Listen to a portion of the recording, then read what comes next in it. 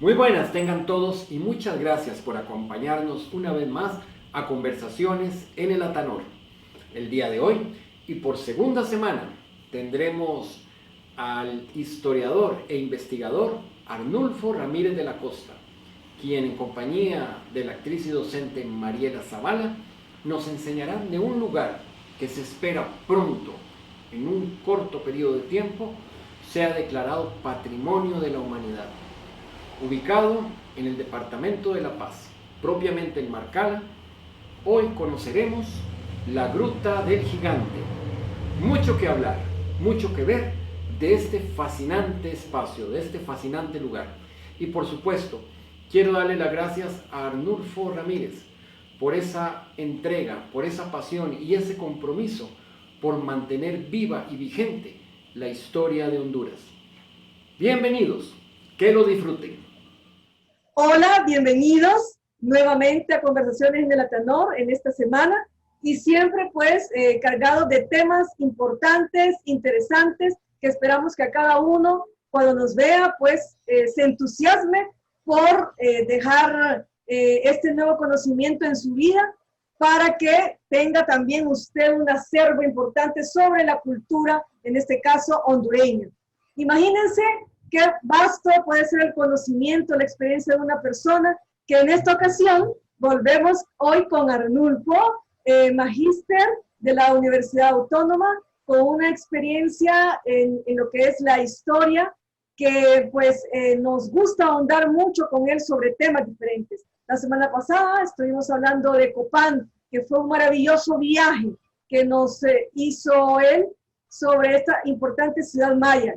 Y hoy nos trae un tema igual de importante, pero sumamente también curioso e interesante que todo hondureño debe manejar.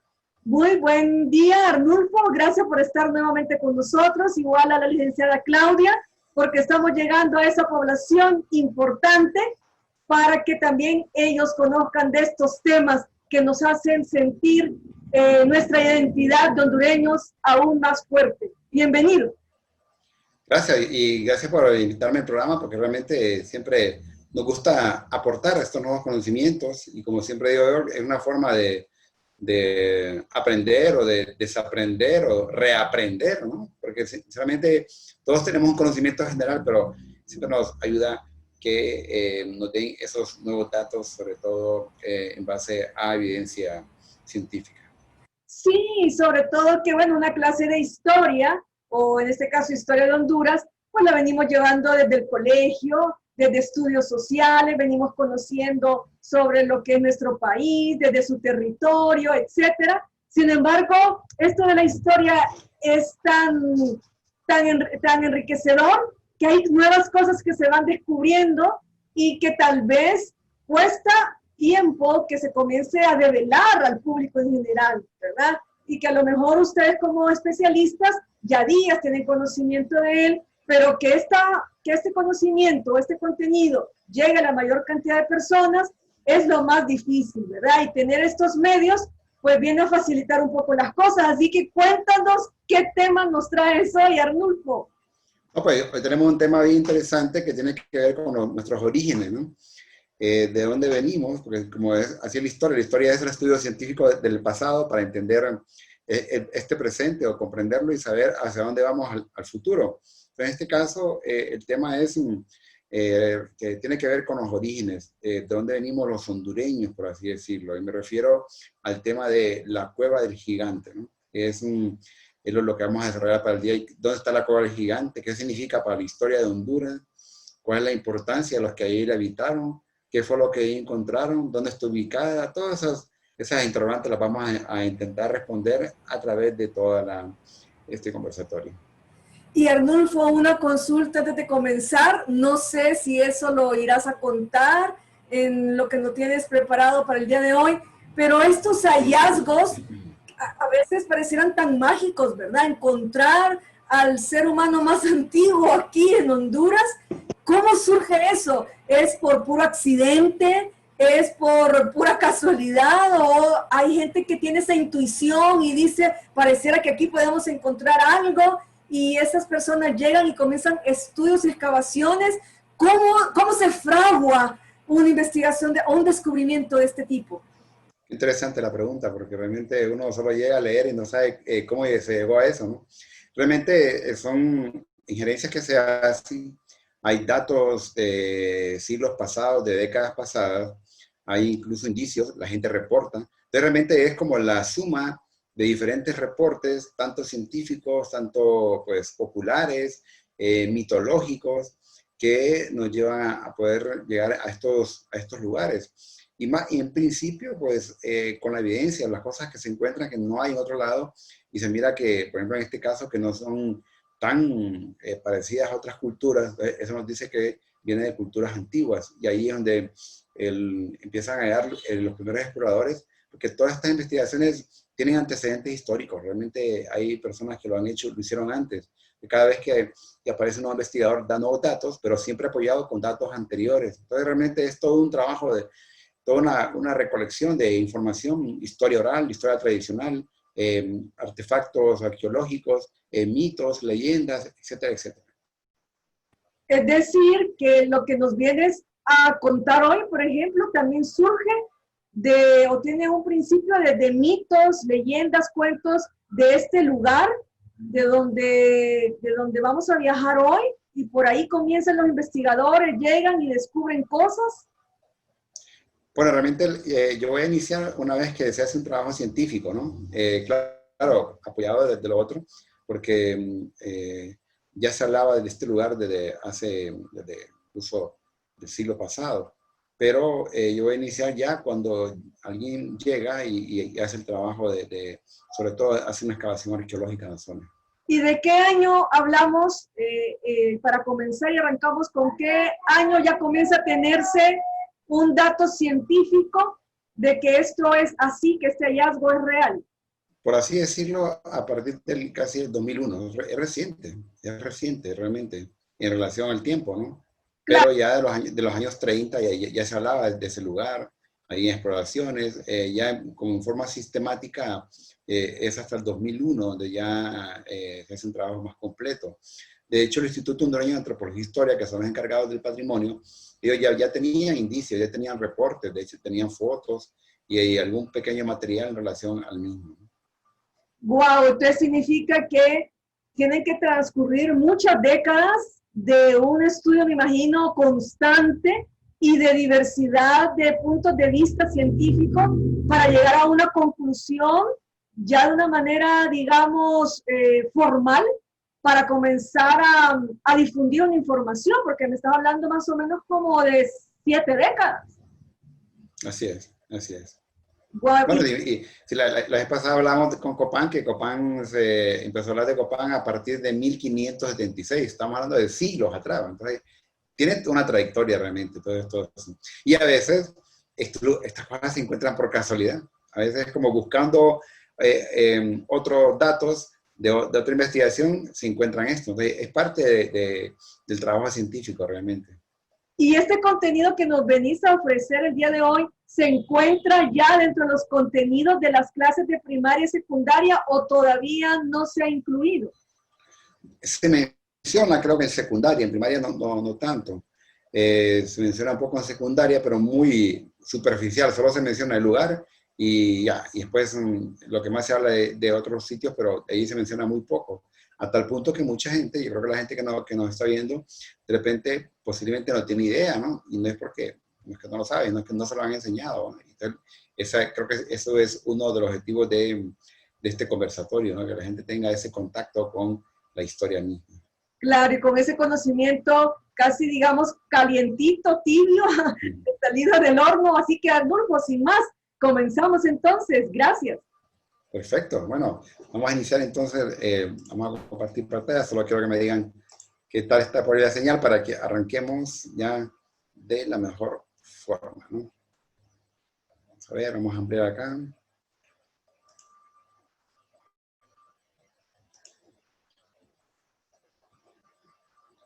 Ok. Bien. ¿Estamos bien acá y con la pantalla? Ok, perfecto. Perfecto. Bien, entonces yo he titulado la plática del día de hoy la Gruta del Gigante. Es la población más antigua de Centroamérica. O sea, ya no vamos a iniciar Honduras, es de Centroamérica. Vamos a ver si en el trayecto de la conferencia yo trato un poco de dar a conocer si realmente es la población más antigua de Centroamérica, ¿no? Bueno, cuando hablamos de la prehistoria, aquí vamos a hablar de la prehistoria en Honduras, la prehistoria obviamente está catalogada o clasificada de la época en la cual no hay escritura, ¿no? Lo que algunos llaman la época de piedra o la época del Paleolítico. Y la historia es cuando hablamos de cuando hay escritura, cuando hay evidencia escrita que ha dejado el ser humano.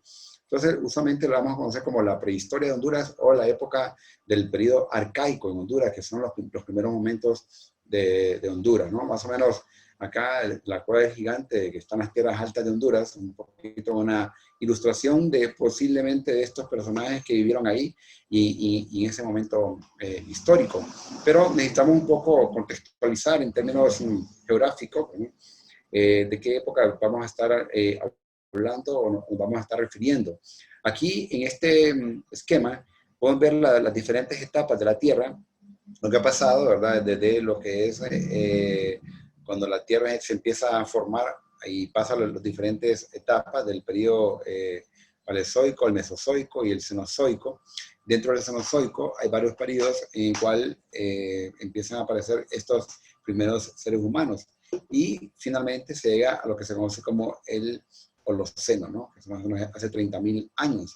O sea, esta cultura, más o menos, se empieza a desarrollar acá, es cuando ya el Homo sapiens sapiens como tal se desarrolla en la Tierra. Antiguamente, el planeta Tierra, sabemos, esto solo es para retroalimentar, que era un territorio, ¿no? Que se le conocía como Pangea, donde estaban unidos todos los continentes, África, América del Sur, etc.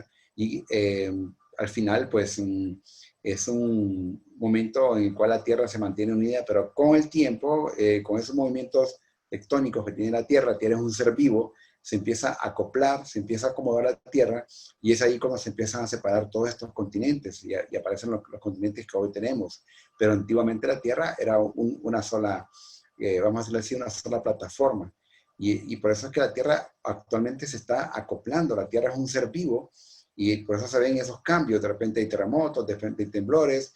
La gente cree que es un castigo divino o algo parecido, pero no, es que la Tierra es un ser vivo, así como lo somos nosotros. Entonces se va acomodando y reacomodando, por así decirlo. Viendo en esta imagen podemos ver, en principio, en la imagen en la parte de arriba, acá, en esta, podemos ver cómo la Tierra se empieza a acomodar. Es un solo bloque de tierra, pero aquí cuando se dan esos movimientos de las placas tectónicas, famosas placas tectónicas, y la Tierra se empieza a mover, imaginemos que es como unas esponjas en un recipiente con agua, uno mueve el recipiente y las esponjas empiezan a cambiar de dirección. Y finalmente, como hoy día lo conocemos la Tierra, por eso es que miramos que América del Sur, si la queremos encajar con África, vemos que sí es parecido. De hecho, hay animales en América del Sur que eran de África y hay también animales en América del Sur que están actualmente en África. Ahí vemos esas similitudes. Centroamérica realmente surgió del mar, fue de las últimas, vamos a decirlo así, territorios que surgen del mar, por eso somos muy recientes nosotros. Este tipo de osos perezosos gigantes o megaterio, este es el que probablemente interactuó con estos primeros hondureños. Y de hecho, la Escuela de Biología de la Universidad Nacional Autónoma de Honduras encontró restos de estos osos perezosos. No eran carnívoros, no eran herbívoros, y sobre todo ellos vivían sobre todo en cuevas o en cavernas. Entonces, este primer hondureño tuvo ese contacto con estos osos. Luego también hay un famoso tigre, este devoraba seres humanos, de los primeros seres humanos, era el tigre de dientes de sable, ¿no? Es un tigre que con el tiempo fue desapareciendo. Este es el ancestro de los tigres anteriores, y este Homo sapiens sapiens tuvo un enfrentamiento o conoció a este tipo de felino, ¿no? Que era de los más temidos, por lo menos registrados en la época. Voy a comparar un poco. Hay un lugar que se llama la Gruta del Espíritu Santo. Eso queda en El Salvador, de hecho en un departamento que se llama Morazán, por casualidad, ¿verdad? En El Salvador. Entonces, antes se decía que este sitio era el más antiguo de toda Centroamérica, que ahí teníamos la evidencia más antigua de toda Centroamérica. Y se mantuvo durante muchos años. Pero es ahí cuando viene el trabajo científico y empieza o a rechazar o a aceptar algunas teorías o algunas tesis, ¿verdad? Yo lo quiero mostrar para que ustedes tengan una idea, tuve la oportunidad de estar por ahí, tengan una idea de cómo es esta gruta, ¿no? Que aquí se decía que aquí había habitado el ser humano más antiguo de toda Centroamérica. Es precioso, vemos lo que son las paredes, ven la vegetación, ¿verdad? Eran pues rutas bastante amplias, espacios bastante amplios que podemos separar acá. Y actualmente el gobierno de El Salvador tiene una serie de cuadros interpretativos donde le explica a las personas más o menos lo que ahí se encuentra. Y vemos que hay una especie de valla que está protegiendo el lugar para evitar que la gente empiece a tocar aquí, porque en estos sectores, aquí en estas paredes, podemos encontrar una serie de lo que se llaman pictogramas, o sea, pintura rupestre, pintura antigua, que dejaron los antiguos por ahí, y esta es parte de la misma. Casi que es imposible tomar una sola foto por la amplitud que tiene esta gruta del Espíritu Santo en El Salvador, y aquí ya podemos ver parte de la evidencia de los pictogramas del arte rupestre del lugar, de la gruta del Espíritu Santo, que es muy interesante porque se ven pues una serie de pictogramas en pleno movimiento. Aquí tenemos otro, que aparenta ser una hoja, una especie de una hoja. No lo sabemos, eso es un trabajo que hacen también los arqueólogos para poder entender qué es lo que ellos querían pues, transmitir. Recordemos que es un arte rupestre, es un arte abstracta, ¿no? O sea que es un sacar algo de su mente y trasladarlo en una pared.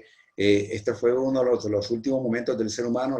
El desarrollo del arte a nivel cerebral requiere un nivel de abstracción elevado, ¿no? No fácilmente podemos sacar una idea y transmitirla y ponerla en un lienzo, sobre todo de piedra, sobre todo para esa época, ¿no? Muchos le llaman a esto la Capilla Sixtina del Paleolítico, ¿no? Porque realmente es lo último en obras importantes en piedra, ¿no? Si hoy día nos ponemos a hacer eso, se nos hace un tanto difícil, ¿no? Y acá, pues, un poco de publicidad también, ¿verdad? En el sitio, donde, pues, visitamos con los profesores de la Universidad de El Salvador, de la Escuela de Arte. Tuve la oportunidad de poder ir a este lugar, porque era como uno de mis objetivos, conocer lo que se consideraba el sitio más antiguo de Centroamérica, ¿no? Y tener una idea con lo que es la Cueva del Gigante, ¿no? Bueno, vamos a ubicarnos acá, vamos a ubicarnos en lo que es el espacio geográfico, ¿no? Recordemos que la historia tiene que ver con el tiempo y también con en qué espacios geográficos se desarrollaron estas culturas.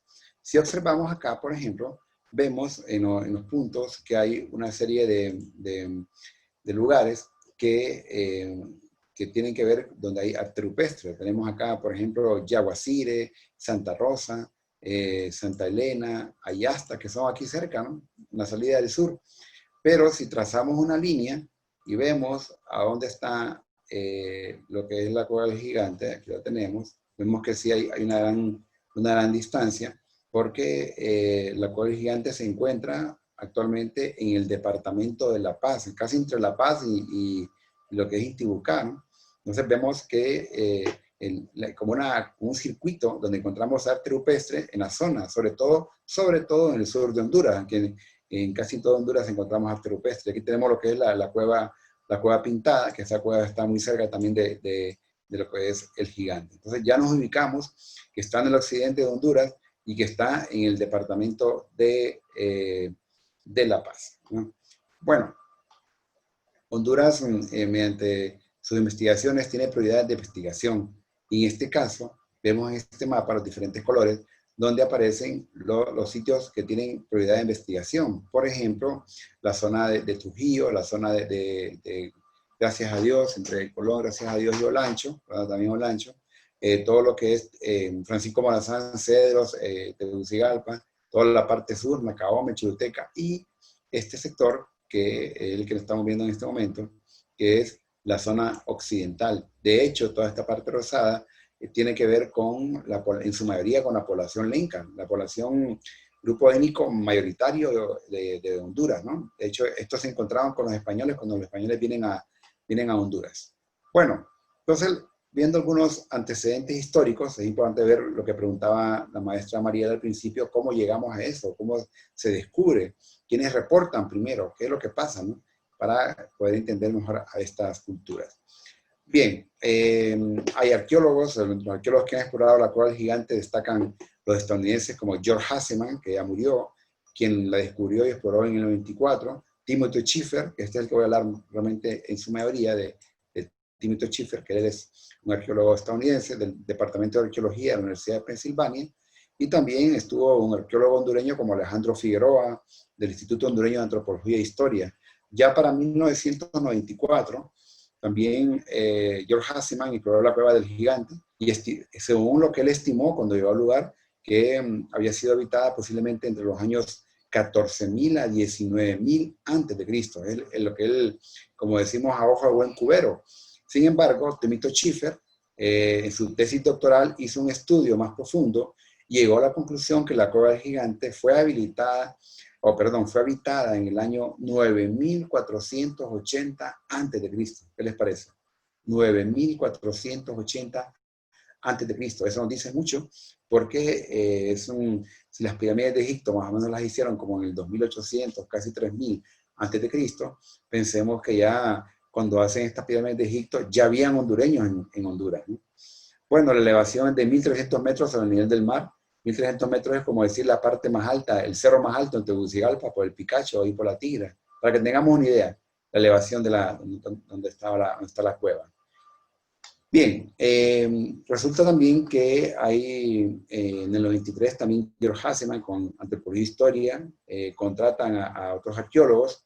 Para el 2001 las excavaciones de recuperación de datos a gran escala, aquí es donde inicia realmente, en el 2001 es donde inician estas excavaciones científicas, donde se llevaron a cabo de octubre a diciembre del año 2001.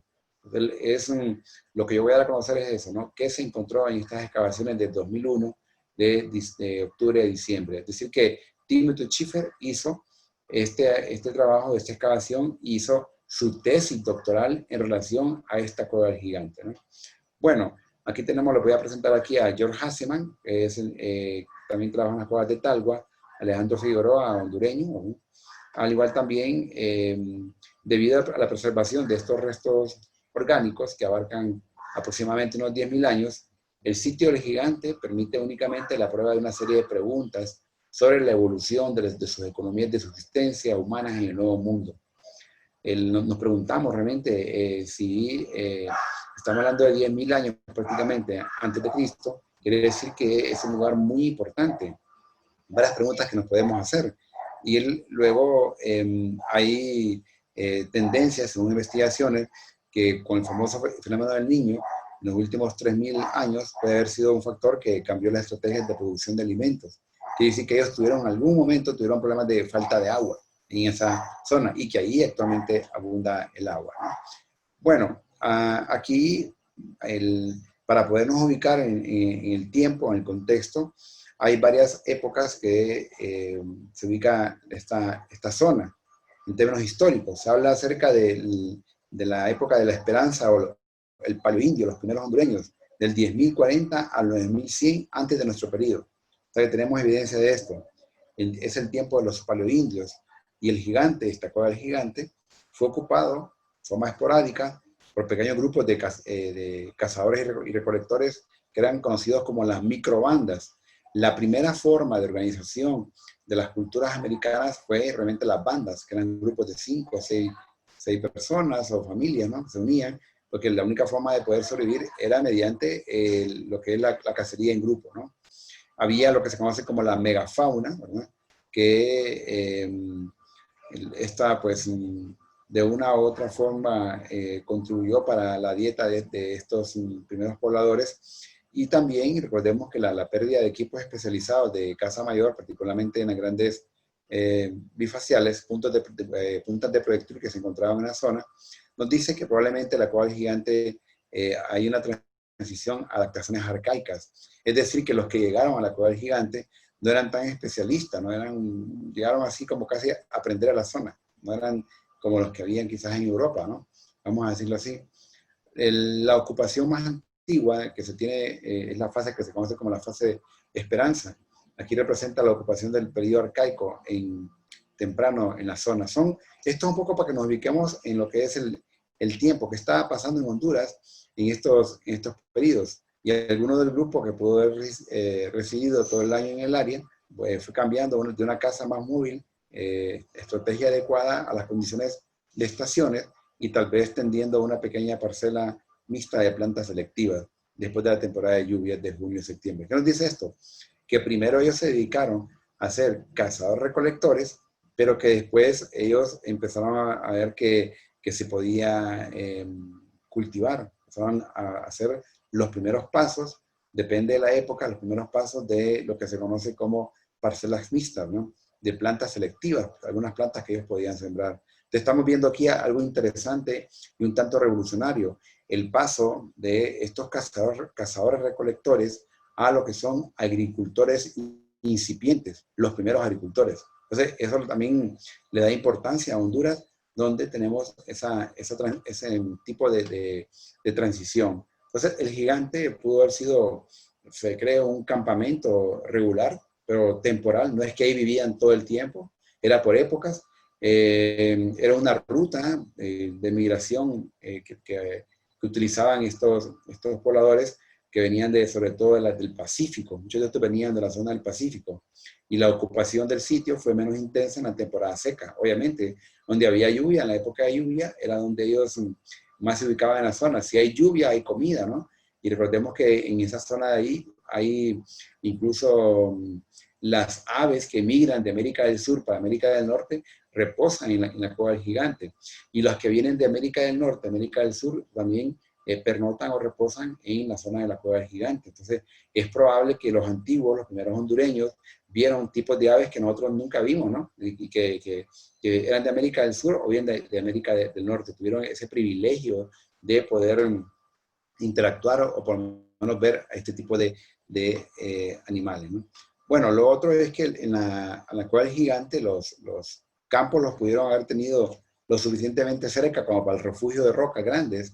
Podría haber continuado como una base residencial o un almacén para varias familias extendidas. O sea que un tiempo lo utilizaban como vivienda y otro tiempo solo para almacenar sus productos, nada más.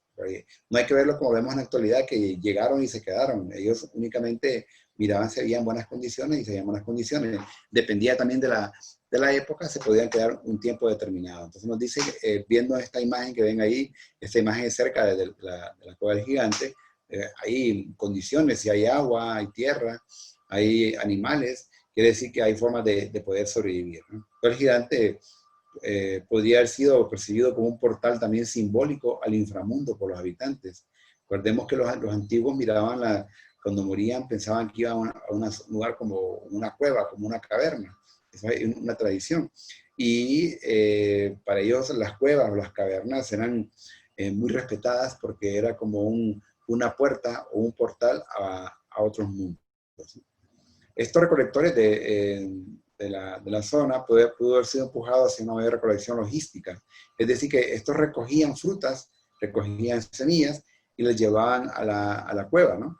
Y hay como les decía, es aquí en esta zona donde se habla de la era de un cultivo incipiente, es decir, los primeros agricultores. Vemos en esta imagen que de ahí cerca de la Cueva del Gigante, que nos dice mucho, nos ilustra en el tema del agua, ¿no? La fuente de agua. Bien, viendo en este mapa que hizo Dimitri Schiffer, vemos ahí los diferentes sitios en Honduras y también en El Salvador que son casi del momento, y aquí aparece lo que es la Cueva del Gigante. Ustedes lo pueden ver acá. Y otros sitios que ustedes pueden ver ahí, el caso de los Naranjos, La Esperanza, incluso de La Esperanza se decía, al ladito, miren, aquí al lado, antiguamente en los libros aparecía que el lugar donde estaba la evidencia del ser humano más antiguo de Honduras era de La Esperanza, más o menos hablaba de unos casi 2000 años antes de Cristo. Pero eso se decía antes. Ahora con la nueva evidencia ya estamos hablando de que no es la Esperanza, sino que es la zona de la Cueva del Gigante en La Paz, en Marca La Paz.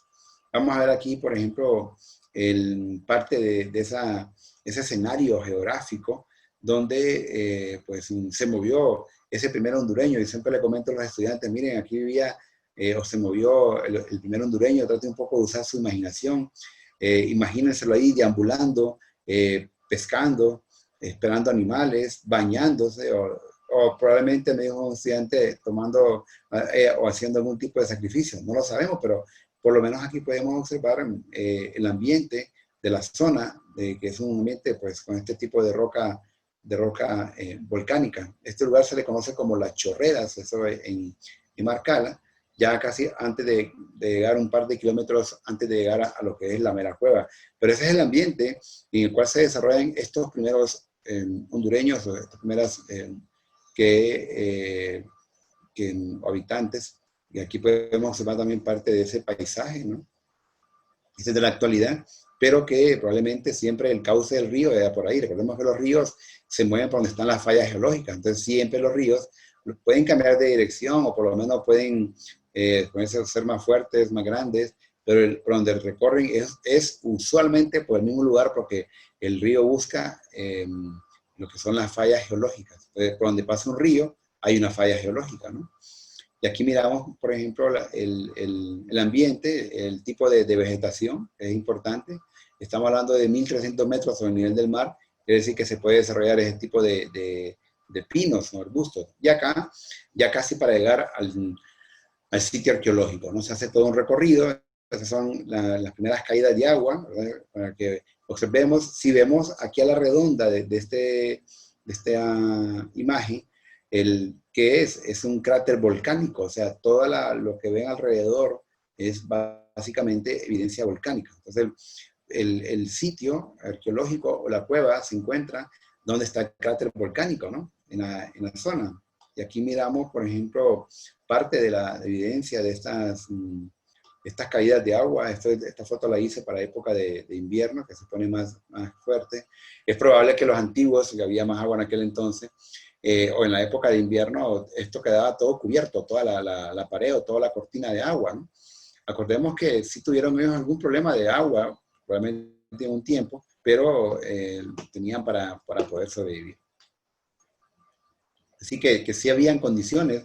Siempre digo yo que este primer ser humano fue tan inteligente, este primer ser humano hondureño, que al final buscó el mejor lugar. Ese lugar es precioso. Esto es en la actualidad. Ahora pensemos en aquella época, ¿no? El lugar un poco más salvaje, tenía mayor vegetación. Realmente el lugar más, vamos a llamarlo así, más que impresionaba la vista con toda esa riqueza de tipo natural. Aquí quise mover la roca, ¿no? Realmente lo que quiero mostrar acá es, vean esas grandes rocas que probablemente en una erupción volcánica fueron lanzadas como proyectiles, no fueron a dar a ese lugar, pero eso nos dice también cómo entra acá lo que tiene que ver con el vulcanismo también en la zona. Como les dije al principio, el sitio se encuentra en un cráter volcánico. Entonces vamos a encontrar una gran cantidad de piedras de esa volcánica en la zona. Por ejemplo, acá es un lugar que está relleno de piedras y cada una de estas piedras es probable que en una erupción que hubo, saber en qué, no sabemos hace cuántos miles de años, que probablemente no habían humanos viviendo por ahí, estas grandes cantidades de rocas fueron lanzadas como proyectiles. Y acá, si hacemos una vista de 360 grados, podemos ver en la parte superior todo lo que es el cráter del volcán, ¿no? Aquí estamos dentro de lo que es ese cráter del volcán. Interesante porque también recordemos que las tierras que están cerca de los volcanes son tierras fértiles, ¿no? Siempre muchos países, por eso viven muchos poblados cerca de lo que son los volcanes. Aquí el lugar donde posiblemente practicaron ellos la pesca, ¿no? Y que se habla que aparte de recolectar frutos, también comían peces, ¿verdad? Y hacían también ese tipo de actividad para ese entonces. Viendo en este mapa, aquí ya vemos un poco lo que se refiere a las primeras excavaciones que hicieron en forma científica en la zona, y los diferentes puntos donde se hicieron exploraciones en el sitio, ¿no? En el área alrededor del gigante se encuentra una zona ecológica que se le conoce como húmedo subtropical, que esto constituye el 35% de la superficie terrestre de Honduras, todo lo que es el bosque húmedo subtropical y la cuenca hidrográfica, que es una de los pocos en Honduras que drenan hacia el Pacífico a través del río Lempa, fluyendo a través de bosques de seco tropical de baja elevación. Es decir, que este río que pasa por la zona va a llegar a desembocar hacia lo que es el Pacífico. Y la vegetación que les comentaba al principio, de la altitud del gigante, anda entre 1100 y 1400 metros sobre el nivel del mar. Como les decía, la parte más alta aquí en Tegucigalpa es de 1300 metros. Esto está dominado por bosques de pino roble, lo vimos ahí, por los árboles de chicle dulce, liquidamba, que son de mayor altura, casi de 1500 metros, y comienzan a dominar a medida que uno se va aproximando a la zona conocida como la baja montaña húmeda, donde está el sitio arqueológico. Bien, antes de iniciar esto, para hablar de lo que es la cueva, me gustaría si tienen un comentario, maestra Mariela, vamos a de compartir por acá. Pues viendo esos lugares, nada más recuerdo que por esas fechas, más o menos, 2001, 2002, anduve visitándolos, viendo las fotografías, ¿verdad? Pero cuando uno va ahí a Marcala, la gente de esos lugares se siente muy orgullosa de sus paisajes, ¿verdad? Y precisamente te cuentan más o menos esas historias que tienen de estos lugares, de estas piedras, y bueno, lo tienen casi como un lugar mágico, porque cuando uno va ahí, la gente del lugar te dice, ¿verdad? Que andes caminando por ahí, que respires en el lugar y que te des cuenta que sí existen como esas sensaciones que son milenarias, ¿verdad? Todo se ha vivido ahí. Entonces sí son lugares que de alguna manera pues forman parte de esa riqueza cultural del lugar, ¿verdad? Que se va transmitiendo esas historias siglo por siglo, de boca en boca,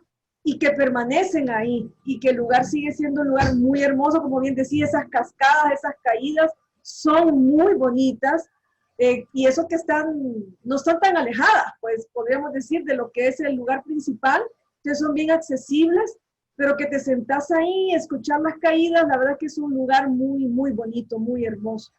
Cuando uno llega ahí, uno es fácil ir preguntando y llegar, ¿verdad? Porque creo que inclusive le llaman así, el lugar del gigante.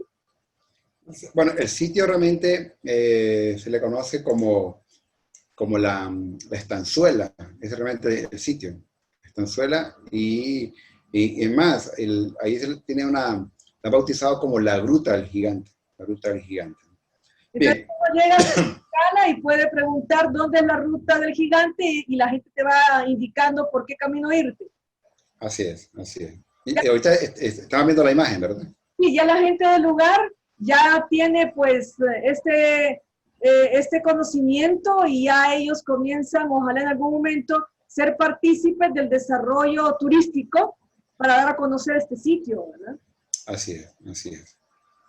Bien, vamos a continuar entonces. Estamos con la imagen, ¿verdad?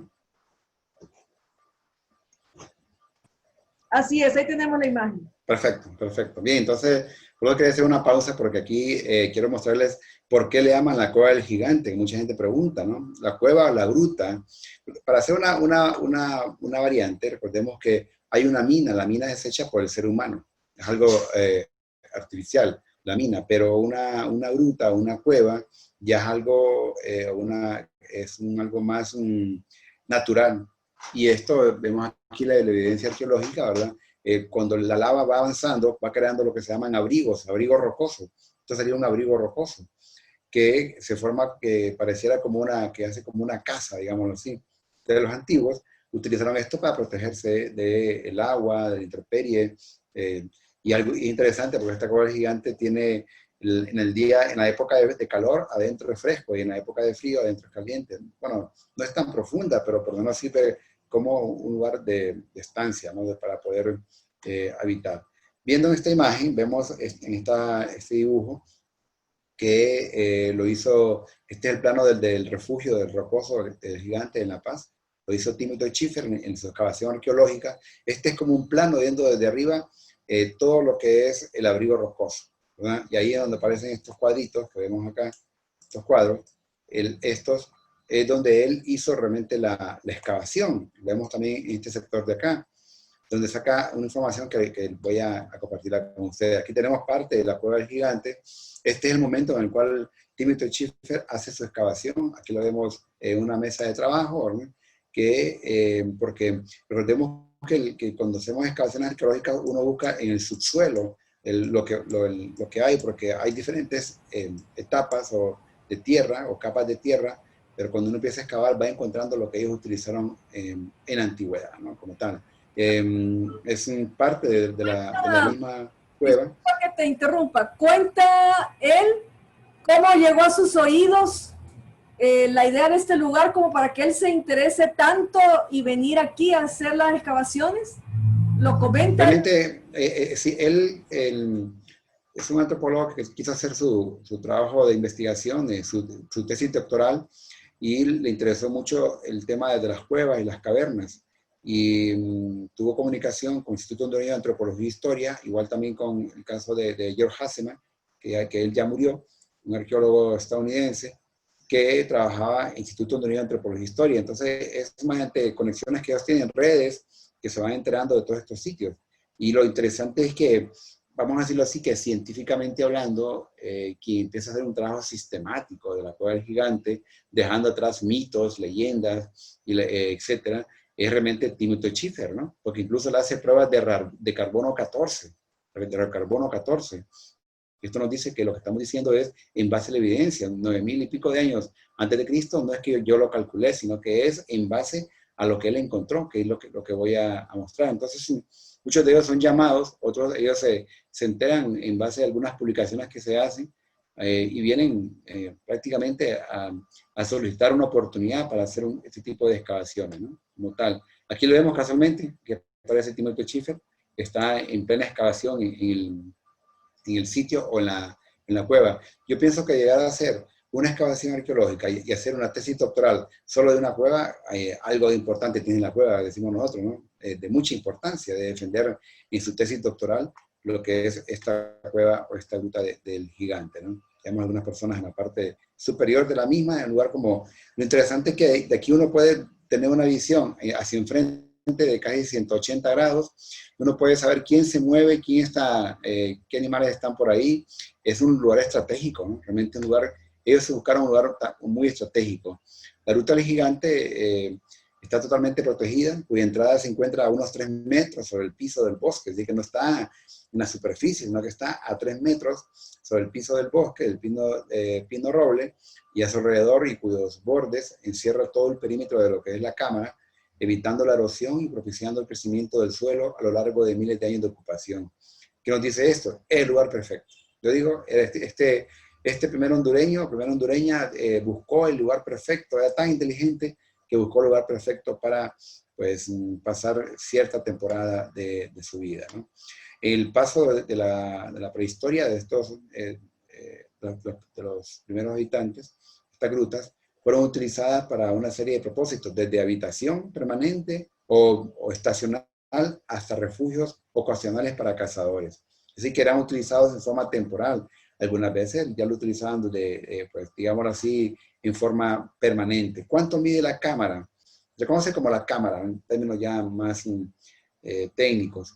Mide 42 metros de ancho por 17 metros de profundidad, porque no es tan profunda como una cueva que...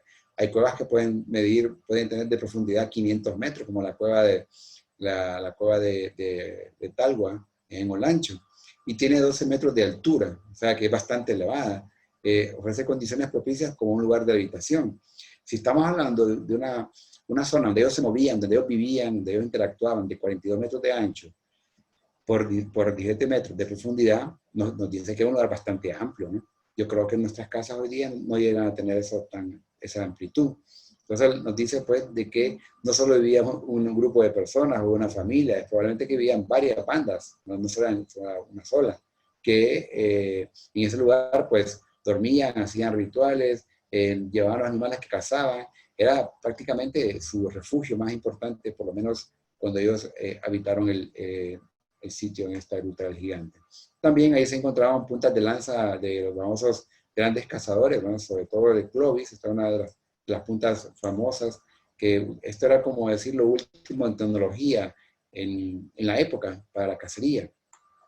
Aquí miramos varias puntas de proyectil largas que fueron recuperadas en niveles estratigráficos claramente identificados como el del Paleoindio. Son puntas de flecha, utilizadas, de lanza, perdón, utilizadas por ellos con fines ya sea para cacería o para hacer agujeros en la tierra y poder quizás sembrar o utilizarlos como un arma para defenderse de ciertos animales. Aquí miramos en esta imagen las diferentes puntas de lanza, llaman puntas de proyectil, que fueron descubiertas pues en el lugar para que nos dice los tipos de armas que utilizaban. Algunas son de piedra de pedernal o de obsidiana. También se encontró, algunos le llaman una aguja, que es de algún hueso de algún animal, ¿verdad? Que se encontró también en la zona. Probablemente fue utilizado como una especie de cuchillo. Estas son las formas como ellos hacían o trabajaban con para llevar a cabo una punta de lanza. Vemos aquí el procedimiento en el número 1 con la piedra, luego había una percusión en la misma, ¿verdad? Golpes, y se le empezaba a dar forma, vemos en el punto 3, para que tuviera esa forma puntiaguda y probablemente con un cacho de venado, ¿verdad? Un cuerno de venado, le daban cierto filo. Finalmente ya quedaban preparadas ¿para qué? Para utilizarlas como puntas de flecha o utilizarlas como cuchillos, ¿no? Era un procedimiento. Si hoy día lo queremos hacer, es muy difícil. Esto es una técnica, esto es lo último en tecnología de armas, vamos a decirlo así, para ese entonces. Aquí veamos parte del material que se utilizaba también, que es la famosa obsidiana. Ese es un vidrio volcánico. Con ese hacían las famosas puntas de flecha o de lanza. Todas las culturas de Mesoamérica, desde México hasta occidente de Honduras, utilizaron esto, y otras culturas donde habían volcanes y ese tipo de piedra es muy utilizado para armas o cuchillos o puntas de flecha o lanza. Bueno, aquí tenemos ya la primera evidencia de pictogramas o arte rupestre en la cueva del gigante. Podemos observar, por ejemplo, aquí se ven unas manos. Tenemos una, tenemos la otra. Voy a hacer un pequeño acercamiento para que ustedes puedan tener la oportunidad de ver esas manos. Casi como decir, nosotros estuvimos aquí, esto es nuestro, nos pertenece, ¿no? Y esas manos son pequeñas, fíjense que parece que son de niños. Es una costumbre ancestral que lo practican en todo el planeta, en todas las cuevas que hemos encontrado, arte rupestre en el mundo, siempre está la mano, ¿verdad? Es una especie como de firma que ellos hacen para pues, marcar de alguna forma algún tipo de territorio. Hay manos en negativo y otras en positivo que se le conocen, ¿no? Y que esto hacían con la pintura orgánica que ellos mismos preparaban para ese entonces. Y acá pueden ver la forma de un pictograma como la forma de un pato, un ganso, no lo sabemos con exactitud, pero es un ave. Y como les contaba a ustedes, las aves que emigraban de América del Sur a América del Norte, o América del Norte a América del Sur, pasaban por acá. Entonces, es probable que ellos representaban lo que ellos cazaban. Tal vez algunos dicen que quizás ellos visualizaban lo que iban a cazar o le pedían permiso a esta ave para poderla cazar, y era una forma de prepararse para la cacería. Aquí se puede ver un poquito más en detalle de la misma, ¿no? Recordemos que aquí, como es un arte abstracto, ¿verdad? El arte rupestre, hay que ver qué estaba pensando el artista cuando la empezó a hacer, o qué le dijeron que tenía que hacer, cómo tenía que hacerla, el tipo de material que utilizó también, ¿verdad? Varios elementos que pasaron, y las condiciones que se daban para ese entonces. Aquí más o menos podemos ver, miren, aquí se puede ver algo también en esta parte de acá. Vamos a hacer un pequeño acercamiento, y lo vemos acá, ¿no? Una especie también de algún ave, algún insecto, ¿no? No lo sabemos con exactitud realmente. Y esto es parte de la misma. Como decía, para hacer una foto tenemos que hacerla en varias partes, ¿no? Y acá es un pozo es interesante porque en muchas culturas se ha encontrado este tipo de pozos. Probablemente esto, ya el agujero estaba hecho, pero ellos quizás lo harían más grande, porque cuando llueve desde arriba de la cueva, porque este pozo está a la cueva, desde arriba llueve, entonces va llenando el pozo en forma natural. Entonces, ellos quizás utilizaron esa agua, hasta el día de hoy se mantiene con agua, ¿no? Constantemente.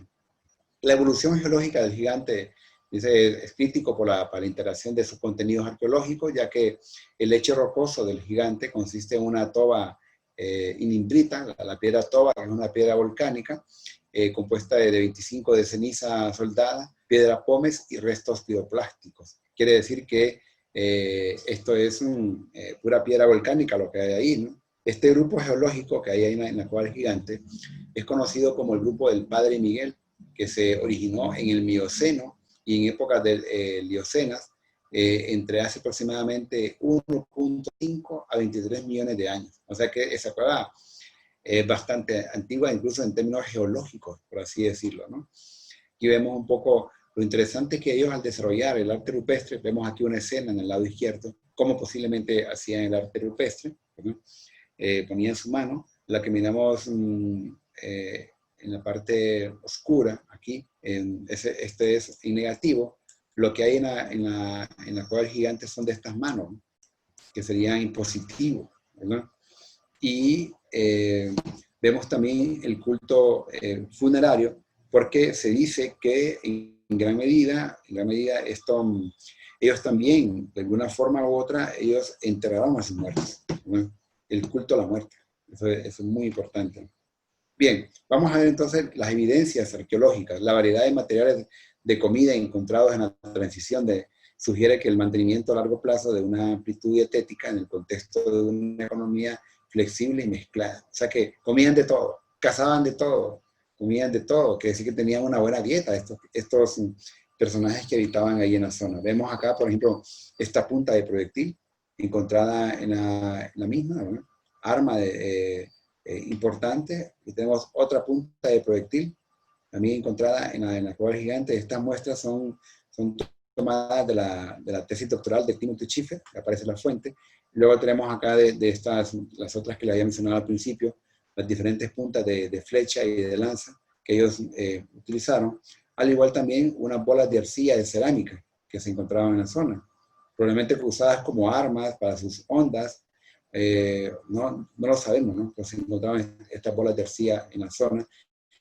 Este es un diente de un bóvido, ¿no? Animal, casi grande, gigantesco, que se encontró también en la zona, al igual también evidencia ósea, este cráneo, que lo presentó Timothy Schiffer en su tesis doctoral, que nos dice, bueno, tenemos evidencia del culto también funerario, como este hueso tapizcador del periodo de Marcal arcaico. Este hueso, en la actualidad, los campesinos lo utilizan para tapizcar el maíz, ¿no? Como un cuchillo, ¿no? Y probablemente ellos lo utilizaban para lo mismo, ¿no? Como un arma. Es interesante, se encontró en la excavación, como estas cuentas de concha del periodo formativo. Estos son los famosos jutes, ellos también comían los famosos caracoles de río, ¿no? Y parte de la cestería que se encontró en la zona. También ellos trabajaron mucho el tema textil. Este es un textil, posiblemente con algodón, con orillo, ¿no?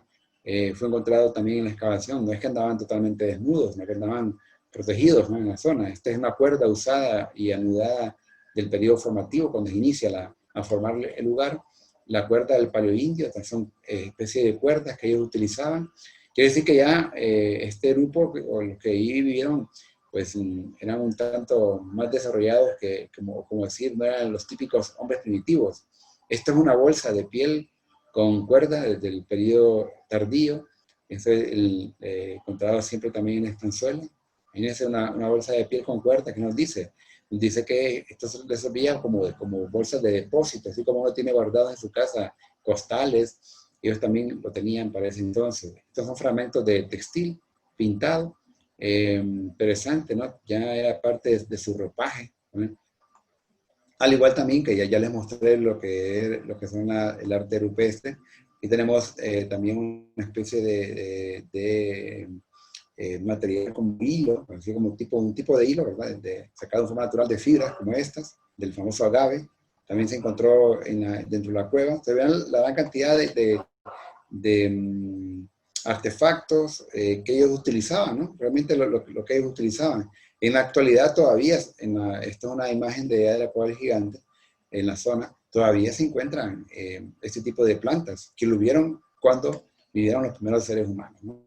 Estas, las famosas ciruelas que nosotros consumimos, se encontraban estas semillas de ciruela en estas excavaciones, al igual también como la famosa manilcara, ¿no? Se encontraban este tipo de semillas. Y también algo interesante que se descubrió es que ellos ya consumían aguacate, ¿no? Ya son cortezas de aguacate, qué interesante, consumieron aguacate. O sea que el aguacate es consumido desde los primeros seres humanos que habitaron Honduras, ¿no? Y aquí miramos parte de esas semillas, más que todo desde la parte de la semilla, del aguacate. Restos de palma, también se encuentran en la zona, ¿no? Como restos de este tipo de esta fruta. También el vainas del frijol silvestre, o sea que también eran frijoleros, como decimos nosotros, comían frijoles. Ahí tenemos la evidencia, ¿no? Arqueológica de estas vainas, y también las famosas bellotas que eran consumidas también como eran parte de sus alimentos. Entonces vemos que realmente ellos, sus comidas totalmente orgánicas, ¿no? Las cortezas de semilla de aguacate que eran consumidas, también se encontraban cortezas de calabaza, ¿no? Que todavía en la actualidad seguimos comiendo las famosas calabazas. Y algo interesante, se encontraban semillas de cacao, o sea, que nos conecta con las culturas mesoamericanas, ¿no? De que eran consumidores de cacao. El cacao también en algunos lugares se consume como especie, como una fruta, ¿no? Se produce el cacao. También estos son especies de pipianes, encontraron estas semillas, como la famosa anona que se le conoce, fueron encontrados también este tipo de semillas, las semillas de calabaza, ¿no? Guisada, y una serie de semillas que ellos usaron, comieron, y que se comían y botaban los desperdicios. Estas son semillas de frijol, vamos a ver, frijol común, que nosotros consumimos hoy día, las leguminosas arbóreas, ¿no? Semillas que todavía la gente consume en la actualidad como medicinal. Entonces, esta gran cantidad de semillas encontradas en el lugar. Y algo interesante, nos faltaba, era el maíz. También consumían maíz, una gran cantidad de maíz está presente en el sitio durante el periodo de la estanzuela, es decir, que eran consumidores de maíz. Aquí vemos, por ejemplo, este tipo de maíz, mazorcas de maíz encontradas en la excavación que hizo Timothy Schiffer, ¿no? El famoso maíz utilizado por estas grandes culturas. También el mandioca o la yuca, ¿no? Al igual también una serie de semillas que se consumen en el caso de la persea, ¿no? Que se consume en la actualidad. Estos serían los famosos nances. Se encontraban también semillas de nance, eran consumidores de nance. El nance crece en zonas prácticamente de forma salvaje, ¿no? La caliandra utilizada, el pipianes y las diferentes frutas o flores para hacer ciertos, probablemente, ¿verdad? Malvaviscus, vemos acá, la miconia, Isidium, la famosa guayaba, ¿verdad? Era consumida también por ellos, y las diferentes plantas que había se han encontrado incluso también semillas de el zapote, que conocemos como una fruta muy, muy dulce. ¿Qué nos dice esto? Que ellos prácticamente consumían lo natural, ¿no? Realmente lo que nosotros casi consumimos hoy día y que es lo mejor para el cuerpo. Conclusiones. El gigante durante la temporada de lluvias, sobre todo en junio y septiembre, ¿verdad? Las personas que viven allí durante todo el año probablemente se han basado en excelentes almacenados de maíz, semillas de calabaza y más tarde frijoles comunes durante la estación seca. Los recursos almacenables son difíciles de detectar y hay poca evidencia física de extensas prácticas de almacenamiento del gigante.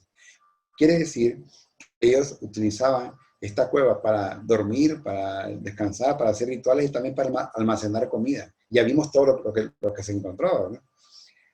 Sin embargo, el almacenamiento probablemente habría sido importante durante la temporada seca, desde diciembre hasta abril. No llovía, pero tenían comida, habían guardado su respectiva comida, ¿no? ¿Cuándo fue abandonado el lugar? Una pregunta que nos hace al principio también. Según la evidencia arqueológica, el lugar fue abandonado a partir de 1800 a.C. Aquí concluye la ocupación del gigante. Ya no hay evidencia. Prácticamente no volvieron a la zona, ¿no? Y las excavaciones documentaron una clara secuencia de 8 estratos, o sea, 8 niveles culturales, así como también depósitos de lítica, o sea, piedra, y restos microbotánicos y faunísticos, o sea, lo que ellos dejaban, sus desperdicios, vamos a decirlo así. Y el gigante es un sitio que revela información clave en la relación a la colonización inicial de Centroamérica y la incorporación de especies domesticadas dentro de un base de forrajero que acompaña la transición a la agricultura. ¿Qué quiere decir esto? Quiere decir que con toda esta evidencia, con todas estas pruebas de radiocarbono 14, podemos decir categóricamente, hasta el día de hoy, porque no ha aparecido otra excavación, podemos decir que la evidencia de la población más antigua de Honduras está enmarcada en la cueva del gigante. Pero también podemos decir categóricamente que la evidencia de la población más antigua de Centroamérica lo encontramos en la cueva del gigante. Eso es muy importante, ¿no? Es un motivo de orgullo para nosotros los hondureños, porque aquí estamos hablando ya con evidencia arqueológica, ¿no? Esta función de este refugio rocoso en el interior va a cambiar drásticamente con las aldeas, porque van creciendo, ¿no? Primero son grupos nómadas, después son seminómadas, después ellos se van haciendo poblados, pequeñas aldeas, y estas aldeas van creciendo hasta pues tener campamentos, ya sea temporales, ¿no?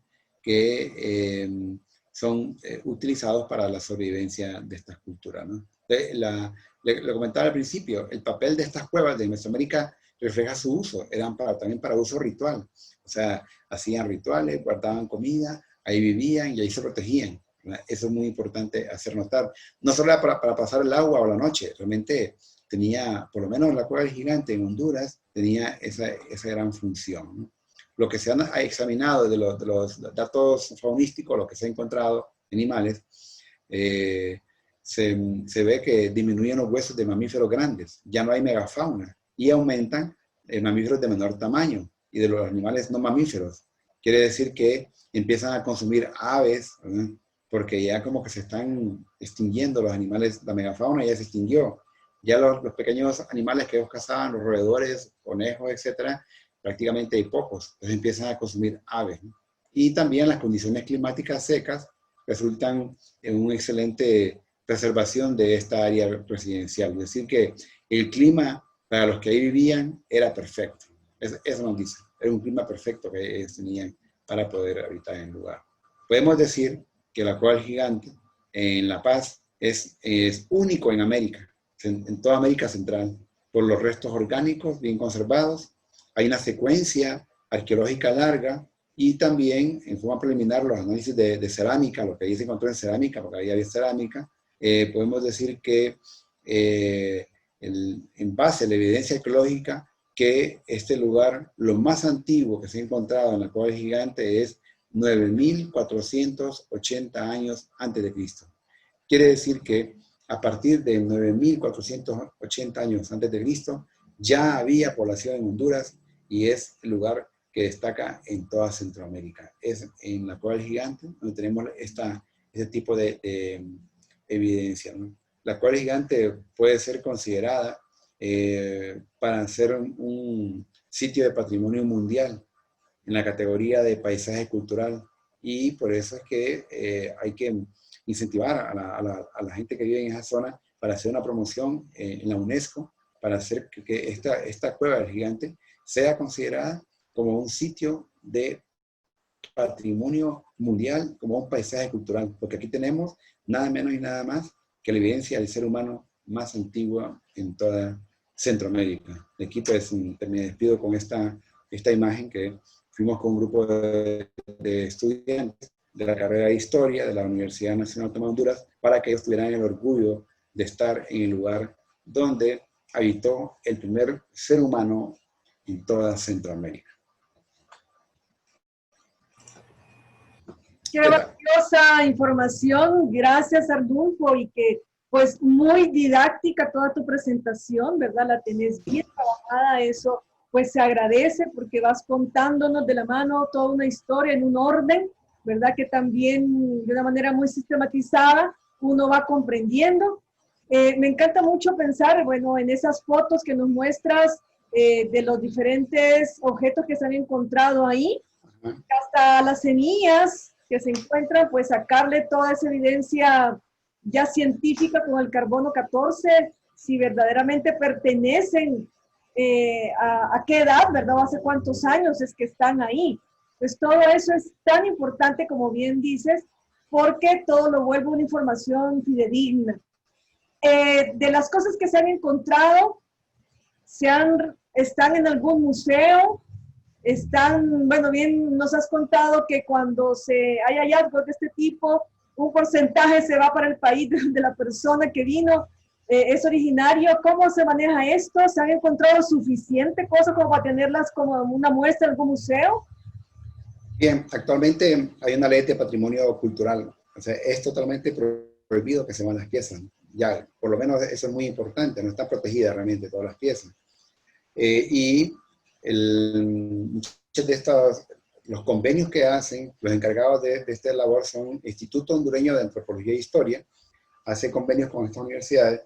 El convenio es que ellos tienen que publicar, dar a conocer estas investigaciones, y también en español, no solo en inglés, que antes solo era en inglés, ¿verdad?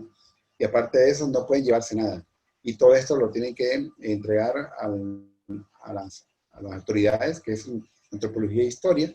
Entonces, muchas de estas piezas se encuentran en la bodega del Instituto Hondureño de Antropología e Historia, custodiadas, obviamente, porque son los entes encargados de la protección del patrimonio. Entonces, todo esto, lo que hizo Timothy Schiffer, que hizo esta tesis doctoral sobre esta coral gigante, él prácticamente todo eso lo devolvió. Sí le sirvió para hacer su tesis, y es lo que hemos estado comentando, ¿no? En base a esta evidencia, y nos ayudó también que pudiéramos ser la punta de lanza de la población más antigua en toda Centroamérica, Honduras, mediante estas pruebas científicas, sobre todo de carbono 14, en la cual ayudan a dar una datación aproximada de la antigüedad de estas piezas. ¿Cuándo será que tendremos acceso como público general para asistir a una exhibición de todas estas piezas que se han encontrado ahí? Bien, en el museo, por ejemplo, de Comayagua, se encuentran exhibidas. Lo que pasa es que como mucho de este material orgánico, no puede tener mucho contacto porque no se destruyen. Todo eso que ustedes ven fue encontrado en el subsuelo, no en la superficie. Entonces se mantiene en ambientes un tanto más frescos para evitar la corrosión, o que se destruya o le aparezcan hongos. Entonces, más que todo, yo creo que la muestra más grande es ir al sitio. Esa es la muestra más grande. Ir al lugar y conocerlo. Claro. ¿Y tienes algún conocimiento sobre la cantidad de cráneos que se encontraron? Nos mostraste uno en alguna imagen, pero se Solo encontró... ese. Solo ese. Wow, Sí, así es. Así es. Es diferente como el caso de Talgua, que algún día vamos a hablar de la cueva de Talgua, donde ahí se encontraron muchos cráneos, incluso hay evidencia de más de 200 personas que ahí fueron llevados los huesos, ¿no? En la cueva de Talgua, pero en la cueva esta, recordemos que como eran utilizados como en forma estacionaria por ciertas estaciones, prácticamente, pues, si morían fuera del lugar, eran enterrados en otro lugar. Hay proyectos de hacer una investigación por toda la zona, porque hay otros pequeños abrigos rocosos, y yo tengo la suerte de estar actualmente en un grupo de investigación sobre paisaje cultural, donde ya hay geógrafos, antropólogos, historiadores, arquitectos, biólogos, que queremos explicar el lugar bajo la óptica de cada una de las ciencias. En este momento pertenezco a ese grupo que estamos haciendo esa labor, y por eso la parte mía ha sido como la visión histórica de la zona. Obviamente hay otras visiones, hay la visión de un arquitecto, la visión de un artista, como el caso de ustedes. Hay diferentes tipos de visiones, y eso es lo que ayuda a explicar mejor un lugar. Ojalá que en algún momento podamos tener acceso a la reconstrucción, ¿verdad? Con tanta tecnología que tenemos ahora, de cómo pudo lucir ya, ¿verdad? A partir de ese cráneo encontrado, ya la fisionomía, los rasgos fisionómicos de un habitante en aquella época. Ojalá que en algún momento lo tengamos. ¿Tenés algún conocimiento sobre algún proyecto que se esté llevando a cabo en la zona como para darle un desarrollo turístico, para acrecentar esa necesidad o ese valor que tiene el sitio para nombrarlo como un lugar patrimonio mundial de la UNESCO? Porque hay que hacer una serie de actividades, imagino yo. ¿Se está llevando a cabo ese proyecto? Bueno, nosotros somos punta de lanza, el grupo de investigación científica, para eso. De hecho, le estamos apuntando a eso, ¿no? A ser vista como una candidata a sitio de patrimonio mundial por la UNESCO, como un paisaje cultural por la antigüedad que tiene.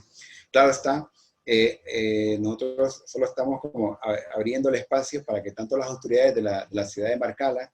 De hecho, hay una buena disposición de parte de la alcaldía, de parte del comité civil de Marcala. Hay mucha gente que está muy interesada. Hay una empresa de café que se le conoce como Consa. También ellos están muy interesados, están apoyando todo este tipo de iniciativas. Entonces, nosotros estamos en ese proceso en este momento.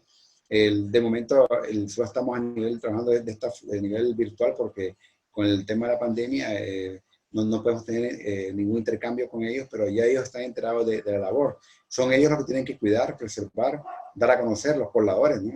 Nosotros solo les apoyamos en la parte científica, profesional, nada más, pero al final ellos se van a encargar, ¿no? De poder explicarle a la gente el que llegue por ahí la importancia del lugar. Yo siempre digo que si yo fuera el alcalde, yo que pusiera un rótulo: bienvenidos al lugar donde vivió el primer ser humano centroamericano, una parte de la mercadotecnia, y es cierto, o sea, científicamente hablando es cierto, ¿y por qué no lo hacen? Y en otro lugar ya habría gente con gorras, había camisetas que diría eso, una promoción a otros niveles, pero claro, nadie ama lo que no conoce. Entonces, sí, por eso, bueno, empezar a darlo a conocer. Ya con esta transmisión, en este video, pues es otra forma de dar a conocer. Alguien por ahí lo va a ver y se va a interesar. Claro, imagínate qué hermosa nuestra Honduras, que tenemos muchas cosas, lugares, objetos que vienen siendo como los primeros que se dieron en Centroamérica, y ahora tenemos uno más. Y como bien decís, ojalá que exista alguna iniciativa que se interese por comenzar a crear artefactos, objetos que den a conocer el lugar, que lo estén publicitando, ¿verdad? Como bien decís, camisetas, etcétera. En estos momentos que estamos de pandemia, en estos últimos meses del año, pues ya se escucha que el turismo interno va a ser una de las opciones para volver a activar la economía en nuestro país, ¿verdad? Porque el intercambio con otros países todavía es más complicado. Entonces se está apuntando mucho a ese turismo interno. Ya dan ganas de poder ir a esos lugares. No sé si ya existe una parafernalia de organización turística o para llegar, como quien dice, a la alcaldía y que le den a uno alguna orientación, o todavía está muy en pañales eso. Hay que hacer la presión, entonces. Pues realmente, por eso es uno de nuestros objetivos, ¿no? Apoyar en esa parte, es un poco en la argumentación del lugar, la explicación del lugar. Pero cuando uno va al sitio, hay un portón, por así decirlo. Hay alguien que cobra, solo cobra y se va. Nadie explica nada, nadie le explica nada de eso. Uno llega y hace anchas, y lo que se requiere más es que la gente tenga como contacto, que se le explique el lugar, ese contexto histórico que les ayude a poder entenderlo, y así le da más valor, ¿no? O sea, claro, el lugar es tan precioso que con solo verlo ya uno ya se ubica, pero no hay como que nos expliquen, nos den a conocer qué pasó ahí, ¿verdad? Qué fue lo que ellos encontraron y quiénes vivían ahí. Eso le da mayor autenticidad, o por lo menos le da mayor valor cultural histórico al lugar. Exactamente. ¿Cómo no dar a conocer eso a nivel inclusive centroamericano y que la gente se interese por venir a visitar este sitio? Pero se necesita una organización de tipo económico también. Así es. Imagino que de un presupuesto de la alcaldía se puede procurar entonces apartar un presupuesto para precisamente tener, puede ser algún practicante del último año de estudios de la carrera de historia, ¿verdad? Un grupo de muchachos orientados por la misma universidad, que sean los encargados de estar haciendo pues estos guías turísticos, de hacer las respectivas instalaciones para tenerlos resguardados, la forma en que la gente que va a circular por ahí vaya a los lugares, etcétera. Se necesita que precisamente, como bien decís, que sea la alcaldía la que comience a organizar tanto su presupuesto como las alianzas estratégicas con instituciones como donde vos trabajás, ¿verdad? En la Universidad Nacional Autónoma de Honduras, que existe pues esa facilidad de intercambio, inclusive con los mismos estudiantes de último año en las prácticas, y eso puede aminorar un poco también el impacto económico, que sí se necesita, pero se puede crear toda una estrategia para que a lo mejor no sea tan oneroso, inclusive con otros departamentos de la misma universidad o de otras universidades que quieran colaborar, por decir algo, en la parte de crear los rótulos, ¿verdad? Se buscan otros departamentos de otras universidades, ¿verdad? Que se dediquen a esta parte. O sea, sí se puede, pero se necesita esa parte de gestión, de visión y de tener también la capacidad de organización y de crear estas alianzas. Pues te deseamos éxitos, Arnulfo, vos que estás ahí enrolado en todo este tema, específicamente hablando de la Cueva del Gigante, pues ojalá que tengas un alcalde accesible para poder dejarse llevar por todas estas ideas que vos con tu experiencia de haber estado en otros países y saber cómo se organizan a nivel turístico y de desarrollo los lugares donde existen estas oportunidades históricas para ir de visita, porque en el mundo existen muchos sitios de estos, pero ¿cómo se organiza? Me imagino que no ha de ser fácil estos inicios, pero creo que vos con tu experiencia son muy valiosos. Ya has comenzado estas pláticas, ojalá que se logre lo más pronto posible. Sí, de hecho ya hemos comenzado y como comentaba, estamos hablando aquí de un convenio a nivel institucional, tanto la Universidad Nacional junto con la alcaldía, de hecho la vicealcaldesa está apoyando mucho estas iniciativas, al igual también la cooperativa CONSA, la cooperativa de café. Entonces ellos, se nota como el interés de ellos realmente, ¿no? Y eso es muy importante, ellos están como, hay una apertura increíble a este tipo de iniciativas, así que esto está en construcción, ¿verdad? Y esperamos que uno de nuestros resultados o frutos esperados del grupo de investigación científica es llegar a esos niveles, que ellos ya puedan administrar ese lugar, y tanto a nivel administrativo y cultural, que pueda dar frutos. Incluso yo hacía una propuesta, porque ni siquiera hay un video completo, un documental sobre el lugar. El primer paso que vamos a hacer es eso. Actualmente, con la UTV, la universidad, el canal de la universidad, una persona está haciendo una especie de documental, pero gráfico, como en caricaturas, sobre la Cueva del Gigante, pero con la información científica. Es un poquito ya para ir llamando la atención y ir atrayendo. Y después queremos hacer el documental científico con la óptica de historiadores, de antropólogos, de artistas, de arquitectos, de biólogos. Cada quien tiene algo que contar de la zona, y también de geólogos, y eso es lo más importante, ¿no? Porque es un tanto, vamos a decirlo así, se complementan cada uno de estos argumentos científicos. Definitivamente los estudios multidisciplinarios hacen todavía más valioso esos hallazgos y que la gente pues encuentre algo significativo por el cual ir a visitarlo, y como bien decimos, la historia pues nos contextualiza en un presente y hace más valioso todavía ese presente. Ahí ustedes en la Universidad Nacional Autónoma de Honduras también tienen a alguien pues muy valioso en ese sentido, por su experiencia, es al señor René Poc, que tiene una vasta experiencia en lo que es la realización de documentales.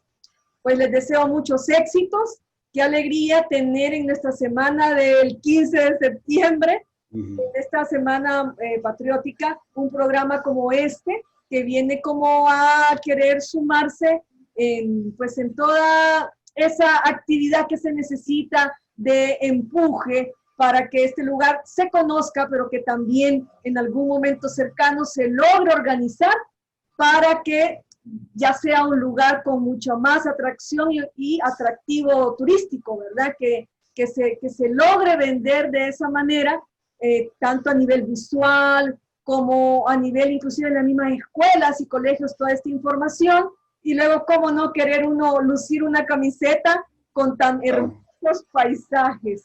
Arnulfo, de verdad, muchas gracias. Es muy valiosa tu presencia con nosotros y tantas cosas que imaginamos que tenés que compartir en este programa.